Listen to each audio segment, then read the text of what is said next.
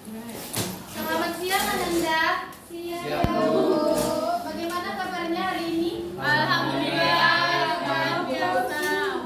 Alhamdulillah ya. Sebelum kita memulai pelajaran, silakan dilihat sampah di sekitarnya dan kursi dan mejanya silakan diluruskan.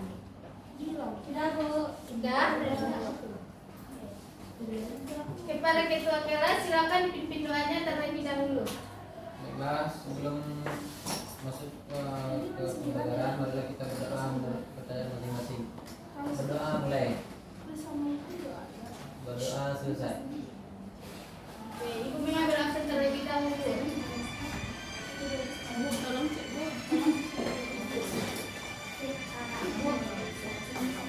Mana tadi? Cepat ya. Lada Fatia Agustin. Hadir Bu. Sylvia Oktaria. Keluar Bu. Kamila. Hadir Bu. Afrida Riza. Bu. Iyo. Izin Bu. Tinju di pamannya. Opinovia Maharani. Nggak hadir Bu. Kenapa nggak hadir? Sakit Bu. Ada suratnya? Tidak ada. Di grup Bu. Di grup Bu. Lupika Dewi. Hadir Bu. Krista Nevi. Hadir Bu. Servina. Hadir Bu. Anak proposalku. Aku lama-lama. Aku kok makin. Apa? Ada tidak? Aduh. Mana? Sebelum kita memulai pelajaran, silakan dikeluarkan buku catatan, alat-alat tulis, dan yang berhubungan dengan pelajaran akuntansi. Baik Bu.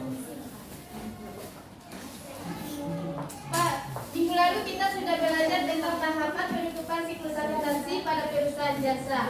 Siapa yang masih ingat pelajaran kita minggu lalu? Tahapan siklus penutupan pada akuntansi perusahaan jasa. Ada berapa tahap penutupan siklus akuntansi pada perusahaan jasa? Ada yang berlaku. Apa saja itu? Jurnal kembali, neraca saldo segala pemasukan ya, besar ya, jurnal kembali. Oke, Ibu luruskan kembali ya. Ada 4 tahapan penutupan siklus akuntansi. Yang pertama itu jurnal penutup, yang kedua buku besar setelah penutupan, yang ketiga neraca saldo setelah penutupan, yang keempat jurnal kembali. Oke, berarti sudah paham semua ya tentang materi kita minggu lalu? Paham Bu. Sekarang kita lanjut pada akuntansi penjualan angsuran. Gimana? Cepat ya.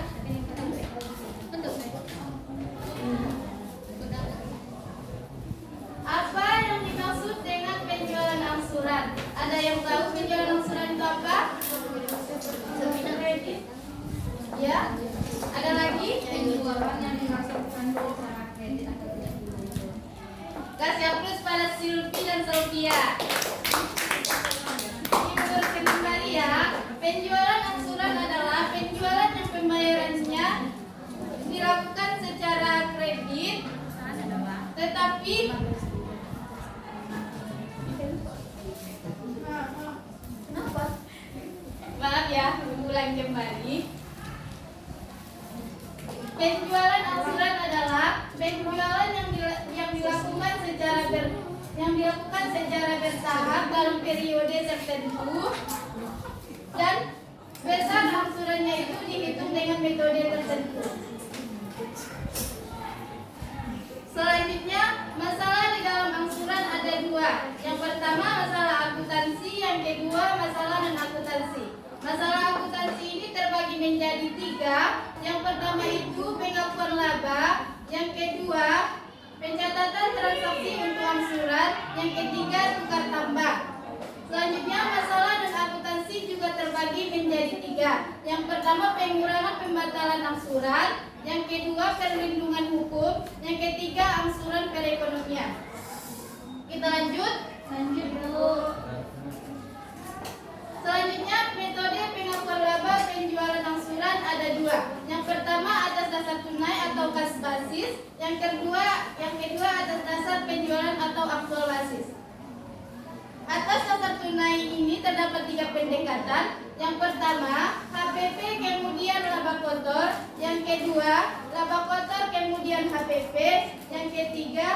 HPP dan laba kotor secara proporsional. Yang selanjutnya atas dasar penjualan. Silakan dulu Nurul. Kita lanjut ya. Atas dasar penjualan. Metode ini cocok digunakan bagi penjualan angsuran jika memenuhi 3 syarat tertentu. Yang pertama, jangka waktu pembayaran relatif pendek. Yang kedua, biaya-biaya berhubungan dengan penjualan angsuran. Yang ketiga itu tukar tambah. Selanjutnya, metode pencatatan dalam penjualan angsuran. Ada 4. Yang pertama, untuk mencatat penjualan dan penerimaan uang muka dengan cara mendebitkan akun kas dan mengkreditkan akun piutang dan penjualan. Yang kedua, untuk mencatat penerimaan angsuran dengan cara mendebitkan akun kas dan mengkreditkan akun piutang. Yang ketiga, untuk mencatat bunga pokok penjualan angsuran. Apabila perusahaan menggunakan sistem fisik, maka di akhir periode perusahaan harus membuat jurnal penyesuaian dengan cara mendebitkan akun HPP, penjualan, pengembalian, dan pembelian, dan mengkreditkan akun pembelian dan biaya angkut. Yang keempat, untuk mencatat laba kotor yang belum direalisir. Ini dengan cara mendebitkan akun penjualan dan mengkreditkan akun HPP dan laba kotor yang direalisir. Oke, paham Ananda? Paham, Bu. Kita lanjut ya. Ya, Bu.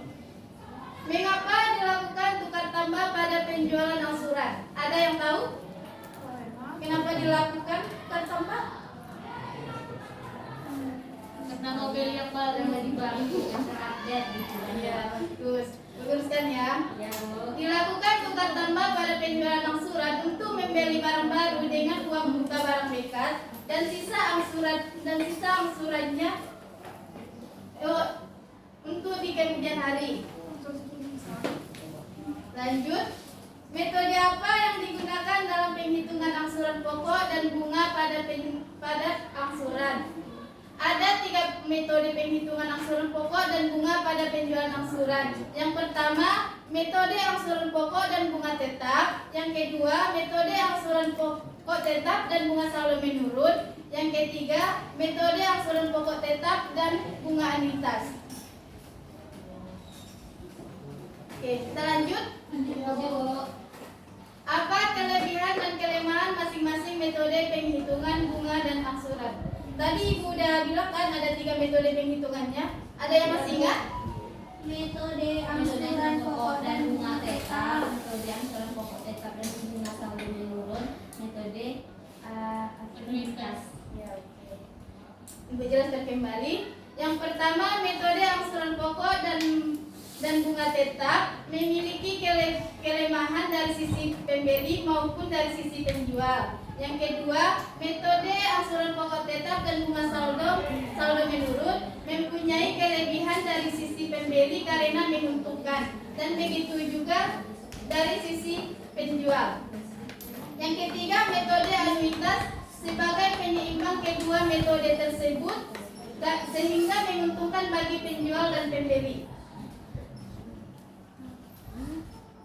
Oke, ada yang ditanyakan tentang materi ini? Tidak, Bu. Kalau tidak ada, Ibu akan memberikan kuis kepada Ananda semua.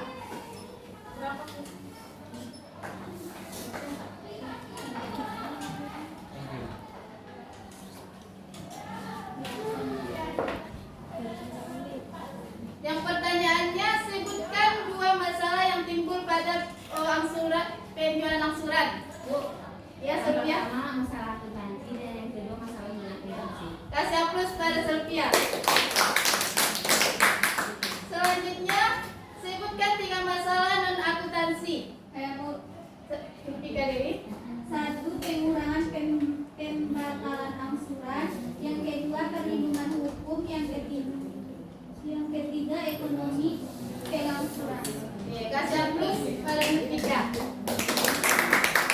Yang terakhir, sebutkan 3 macam metode penghitungan bunga dan angsuran. Ya, Selvina. Yang pertama metode angsuran pokok dan bunga tetap. Yang kedua metode angsuran pokok tetap dan bunga saldo menurun. Yang ketiga metode Kasih aplikasi Selvina. Saya kepada yang tiga tadi silakan maju ke depan untuk mendengarkan.